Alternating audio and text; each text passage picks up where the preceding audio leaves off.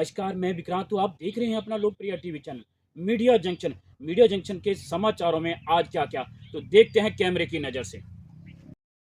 Media junction में आज ले चलते हैं आपको हिमाचल प्रदेश। हिमाचल प्रदेश के नदौन के दंगड़ी गांव में हो रहा है भागवत। तो पूछते हैं महाराज आचार्य जी से कि क्या कहना है इस विषय के बारे में, तो इन्हीं की जवानी। भागवत कथा की जाए, इसका भावार्थ क्या है?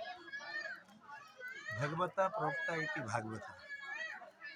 भगवान की सनिधि की प्राप्ति करने के लिए ही भागवत जैसे विद्या आयोजन होते हैं और भगवत की शरणानुगत होकर के व्यक्ति अपने जीवन का सही आंकलन कर पाता है कि कैसे हमें जिंदगी व्यतीत करनी है, कैसे ईश्वर की सनिधि में रह करके अपने आप को हमने सफल करना है। ये मूल मूल उद्देश्य है भागवत। महाराज आजकल नशा हिमाचल प्रदेश के आप हर जगह फैलता ही जा रहा है। इस विषय में आपका क्या कहना है? इसका प्रसार किस कारण हो रहा है या इसका समाधान क्या है? इसको रोकथाम के लिए आप कथावाचक क्या योगदान देते हैं? हमारा तो सीधा सा सिद्धांत है महाराज की अगर नशाखोरी को रोकना है तो भगवान की शरणागति हो जाओ। नशा मिलने वाले जो केंद्र हैं उनको बंद किया जाए। तमाम सरकारें आई, सब कुछ हुआ, लेकिन मूल बात तो ये है कि जब तक नशा मिलता रहेगा तब तक वह नशा समाप्त नहीं हो सकता।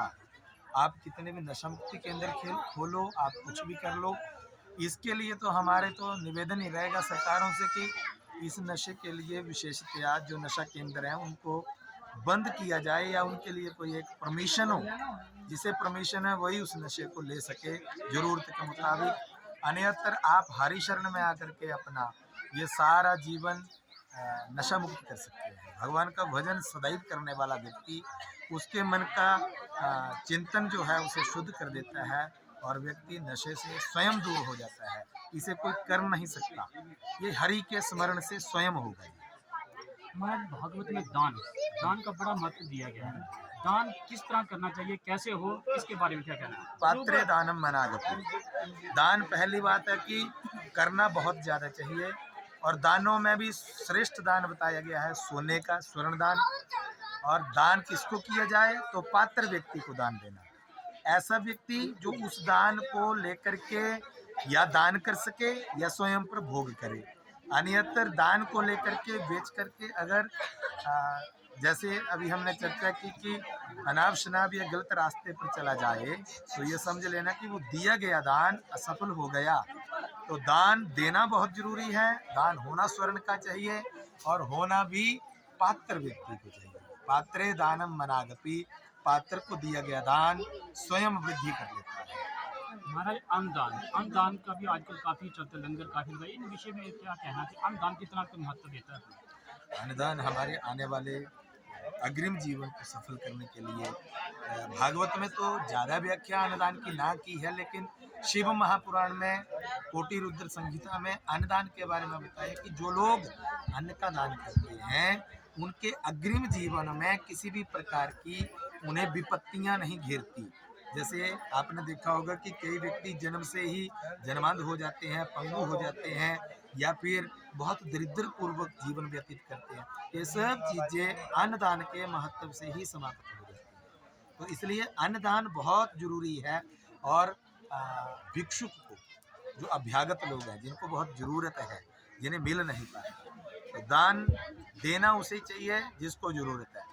वृथा वृष्टि समुद्रेशु, नीति शास्त्र कहता है कि जैसे समुद्र में बारिश के होने से समुद्र को कोई लाभ नहीं और बारिश को भी कोई लाभ नहीं, ठीक उसी प्रकार से अन्नदान भी उस व्यक्ति को दो जिसे बहुत ज़रूरत है, भूख है, प्यास है या गरीब है। ऐसे व्यक्तियों की सेवा करने से मनुष्य अग्रिम जन्म को सफल करता है। महाराज आज आपने भागवत में पंजाब के बारे में और द्रौपदी के नाम के बारे में चर्चा की है।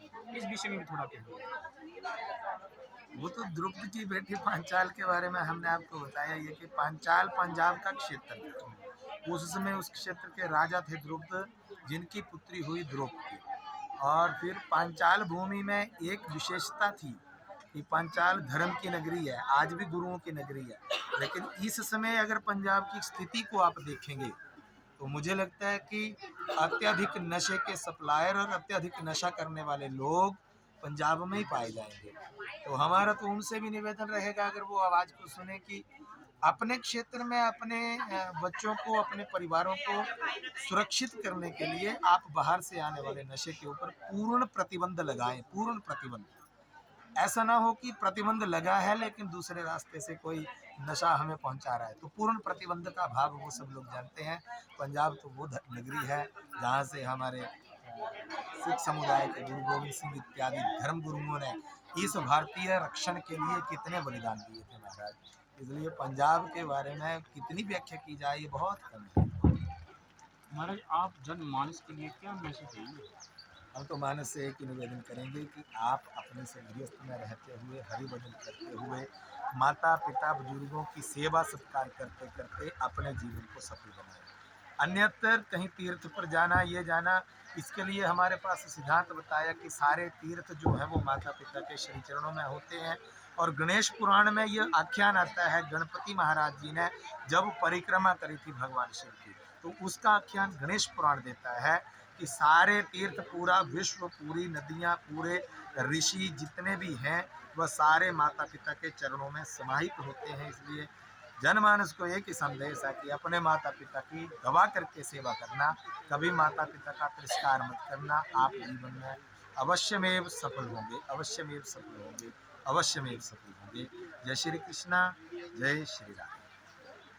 आज महाराज शिवरात्रि है, महाशिवरात्रि, शिवरात्रि की पूजा किस तरह से? शिवरात्रि की पूजा 4 पहर में करनी चाहिए मनुष्य।